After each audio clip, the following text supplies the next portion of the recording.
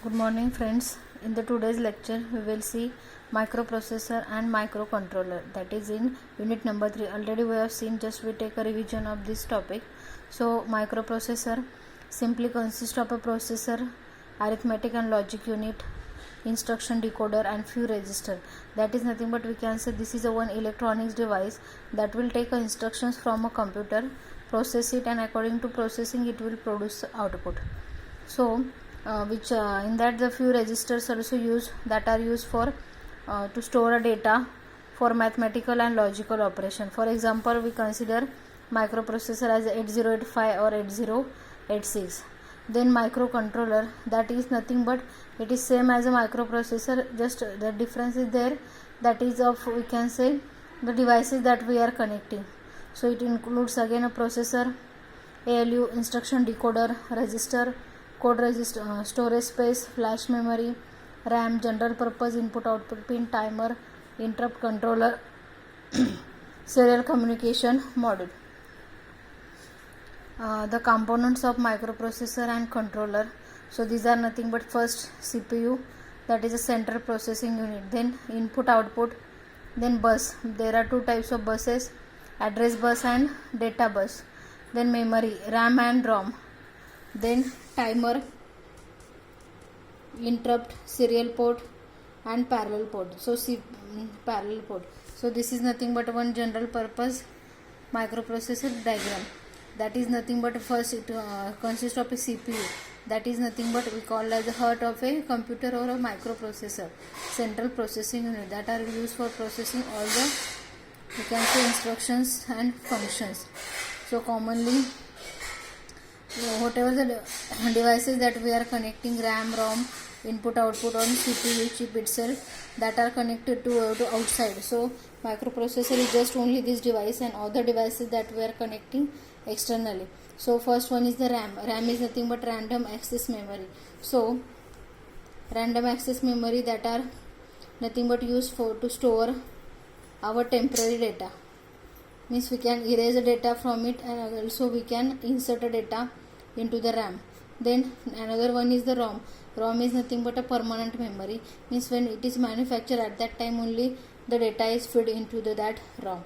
Then two types of buses, one is bus used to carry data and another bus used to carry the or used to give the address to particular instruction. Then input output port, means which input we are connecting and where we have to connect output. For that purpose we are using input output port. Then next one is the timer.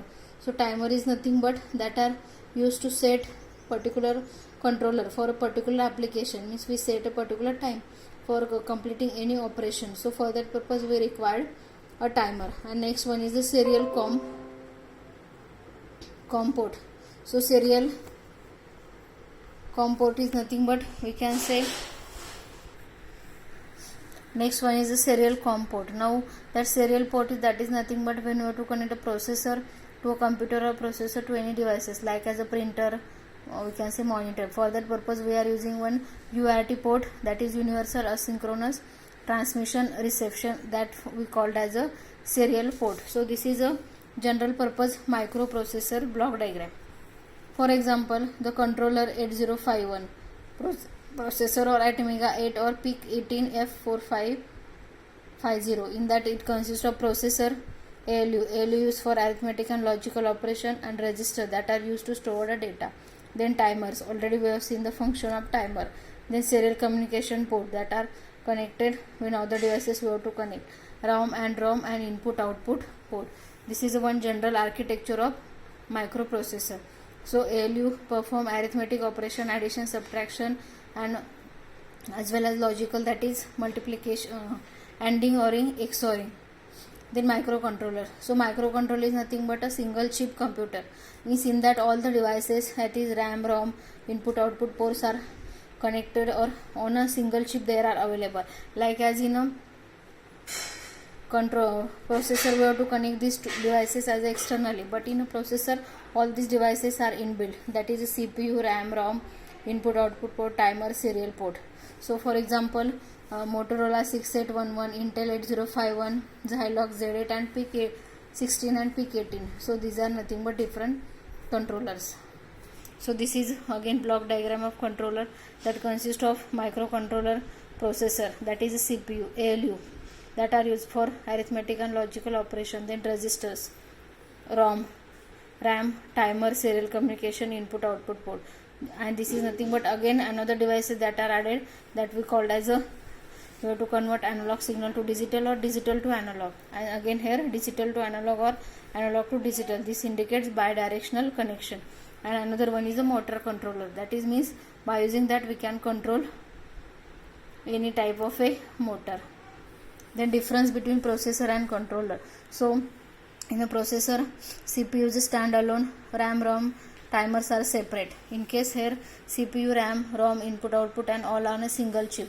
Then here designer can decide on amount of ROM, RAM and input output port. Here fixed amount of ROM, RAM and input output port. Then expensive, and here we can say for application in which low power and space are critical. Then next one is this is general purpose and this is single purpose. Then high processing power, low processing power. Here high power consumption, low power consumption.